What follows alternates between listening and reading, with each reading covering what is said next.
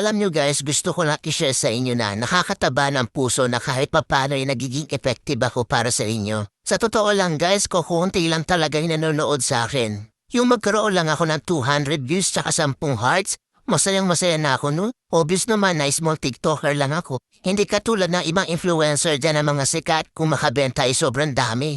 Pero ako guys, kahit ganyan lang yan no? Ang saya-saya, promise. Kahit ganyan lang guys.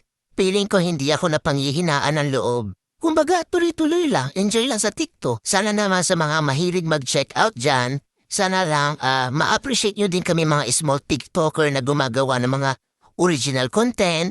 Hayaan nyo na yung mga influencer, mayayaman na yun. Yung tipong sila naka-iPhone 14, yung mga video camera nila, gaganda. Tapos ako naka-Realme, ang labo pa. Support nyo naman ako guys as a small TikToker dito na gumagawa ng original content. Sana ma-appreciate niyo po ang mga video ko. Salamat!